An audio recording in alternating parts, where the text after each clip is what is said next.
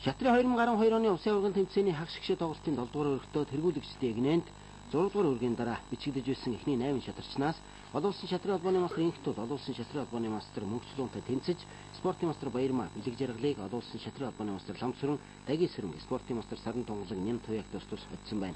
Ингэснээр 5.5 оноотойгоор 6 оргийн дараа хошуучжсэн Олон улсын шатрын холбооны мастер инхтүүд спортын мастер Баярмаа нар адилхан 6 оноогоор 7 оргийн дараа тэмцээнийг тэргүүлж Олон улсын шатрын холбооны мастер Ламсүрэн Саран Тунгалаг нар адилхан 5.5 оноотойгоор тэдний ард 2-3 дугаар байрт ирмэлэгдэж байна.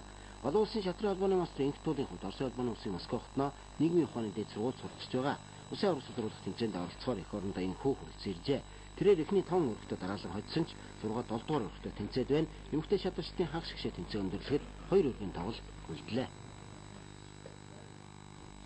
Хөл өсөлтсөн маань яагаад гэвэл одоо тэд бүгдээ Улсын аврал гişэ тэмцээний өмнө манайхан болчихсон. Тэгээд гişэ тэмцээний хамаагүй таны юм байна.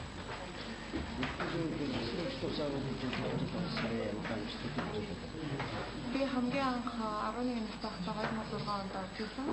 Тэгээд түүний дараагаар 2006 онд мөнгө медаль авсан 11-т. Тэгээд 8 онд мөнгө медаль аваад хэлсэн айлын орсон.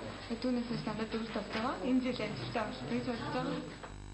Эрэгтэй шатарчдаас 8 дугаар өргөдөө Фиди мастер Эрдэнэ Олон улсын мастер Баттулгатай, Олон улсын мастер Гүндава их мастер Хатанбаатартай, Фиди мастер Төв санаа Болд Эрдэнэтэй тэнцэж, Олон улсын мастер Батчулуун Фиди мастер Эрхэн Баярыг, Фиди мастер Мөнхгал Нямдаваг ган од гал мандлахыг хоцсноор 8 өргөний дараа их мастер Хатанбаатар, Олон улсын мастер Баттулга, Батчулуун Фиди мастер Эрдэнэ, Төв санаа Мөнхгал ган од нарын 7 шатарчин 6 оноотойгоор тэмцээнийг 8 өргөний дараа тэргүүлж эхэллээ.